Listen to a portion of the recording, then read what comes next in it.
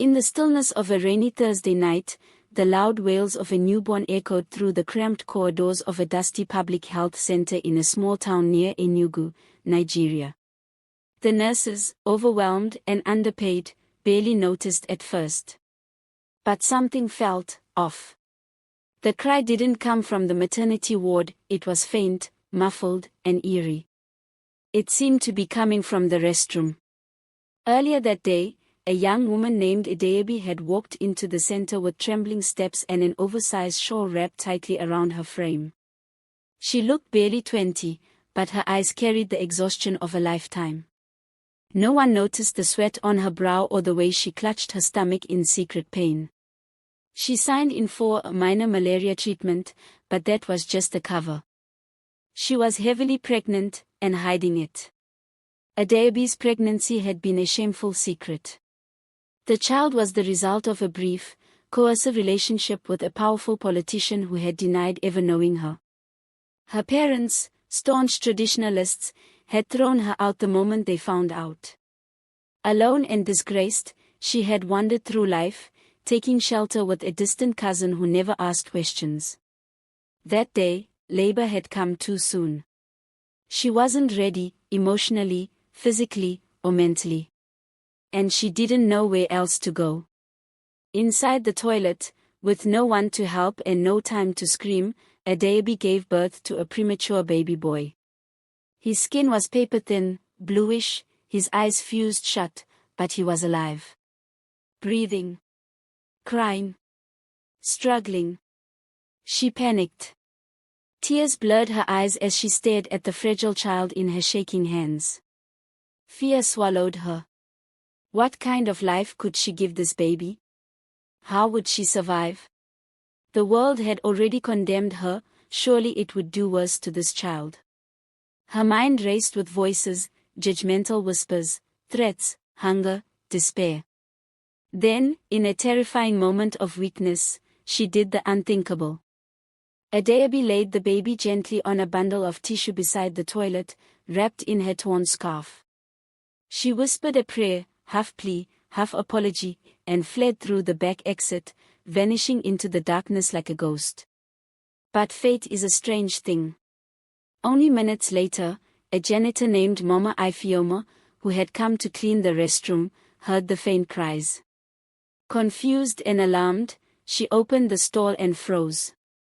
There, blinking in disbelief, she found the newborn, barely alive but fighting. She screamed. Doctors came running. The baby was rushed to the emergency unit, where a nurse quickly clamped the cord and began the delicate process of reviving him. He was cold, dehydrated, and frail, but he clung to life like a warrior. Word spread fast. Whispers turned into gossip. People wanted to know who had abandoned this tiny soul. And why? No one knew, yet. But Edeabi's actions had set off a chain of events no one could stop.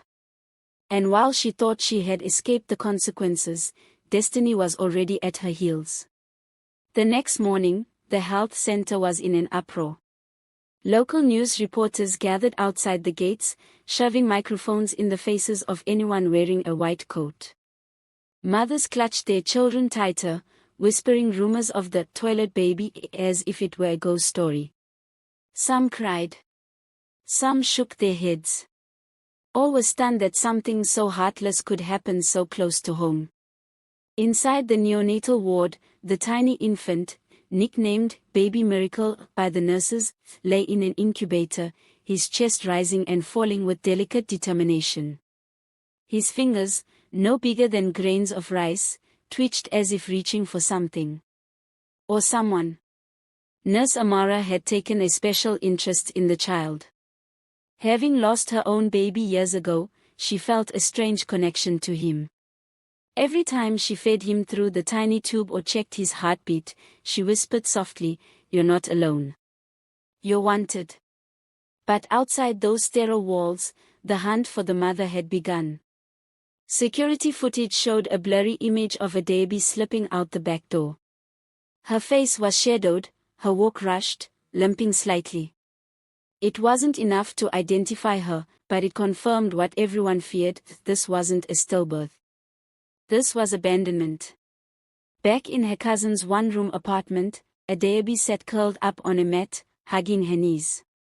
Her cousin, Uju, had noticed her strange behavior and the faint trail of blood when she walked in. "Ada, what happened to you?" she had asked gently. Adeobi didn't answer. Her eyes stared blankly at the wall, haunted. She couldn't sleep. She couldn't eat. All she could see was the baby's wrinkled face, the sound of his weak cries echoing in her head like a curse. Every time she closed her eyes, it replayed, the moment she walked away. The shame. The pain. The guilt. She had thought that leaving him behind would end her suffering. Instead, it had become a heavier chain around her neck. Uju grew suspicious.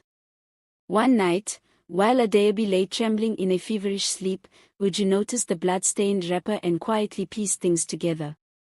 She hadn't said a word yet, but the next morning, she walked to the health center herself, heart pounding, unsure of what she was about to do. "I think I might know who the mother is," she told the head nurse. At the same time, back in the ward, baby Miracle's breathing suddenly grew weaker. Doctors rushed in, alarms blaring. "He was crashing.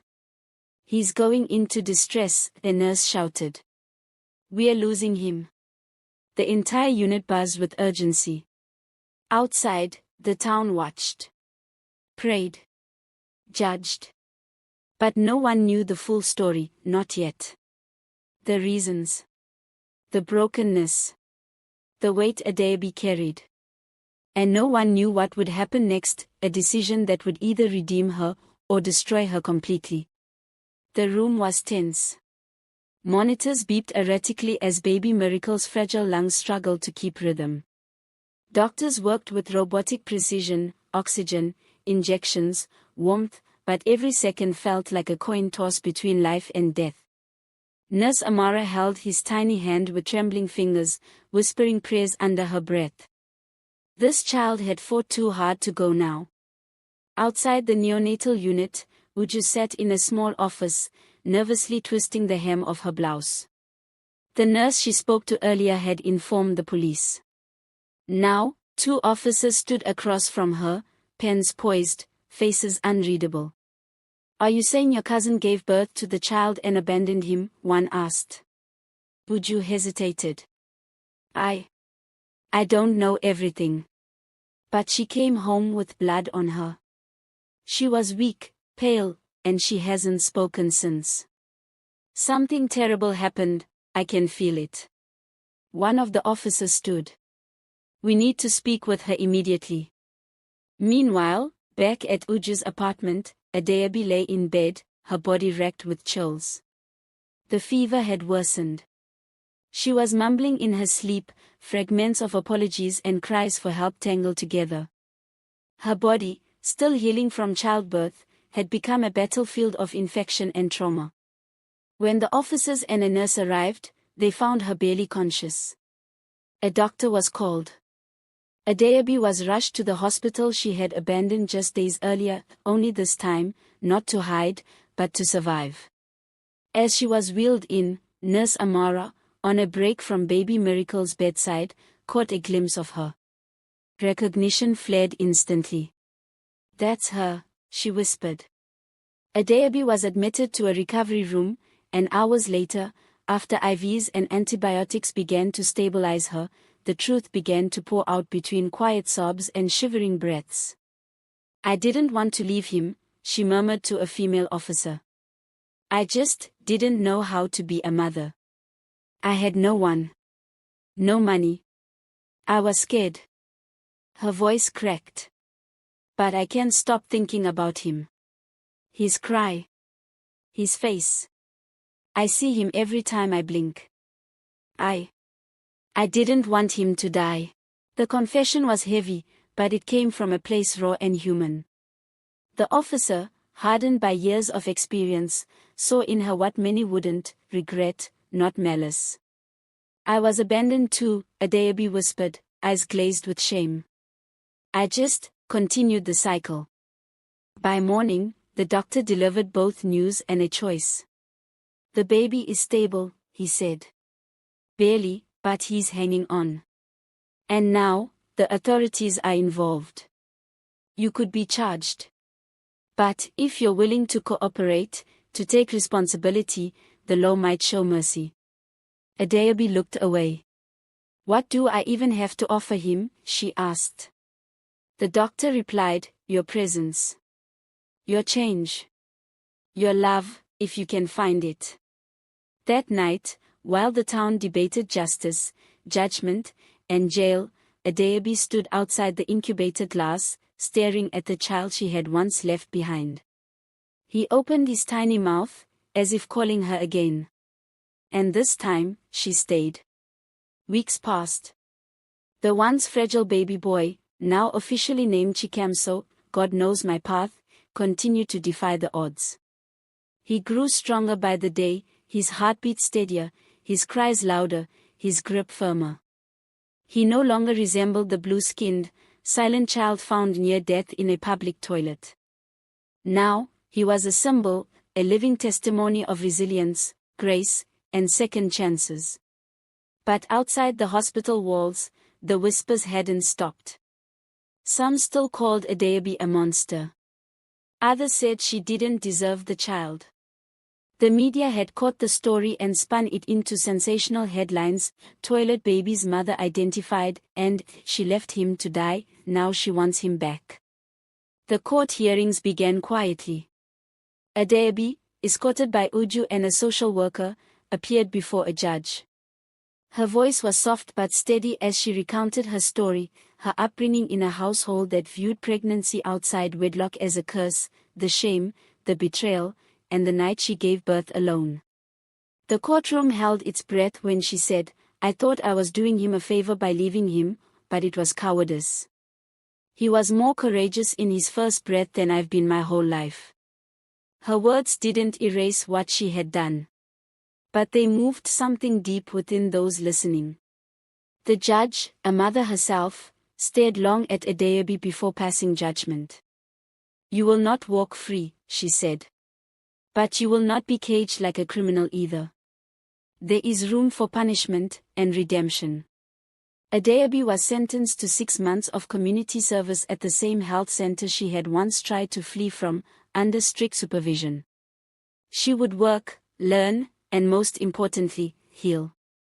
She would also be required to attend maternal care counseling and parenting classes. It wasn't jail. But it wasn't easy either. She started by cleaning floors, mopping the very toilet where her son was found. The shame burned. Every time she scrubbed, she remembered. But she kept going. Slowly, she started helping with patients, guiding lost mothers through wards, comforting women in labor, folding baby clothes in the nursery. And every afternoon, when her shift ended, she was allowed to visit Chikamso under supervised care. She held him close, sang to him, whispered dreams into his ears. And as he cooed back, it no longer felt like forgiveness. It felt like the beginning of something new. Months later, at the Child Welfare Office, the final decision was made. Custody will remain under state guardianship for now, the officer said, but given your progress and devotion, reunification is possible. Tears streamed down Adaobi's cheeks. Outside, she saw a mother arguing with her teenage daughter about curfew. She paused and thought, not just about her mistakes, but about the countless girls like her, unheard, unsupported, abandoned before they even had a chance. She made a silent vow, Chikamso would never feel that. Not again. And from that day, she wasn't just the girl who left her baby in a toilet. She was the woman who came back for him, and never left again.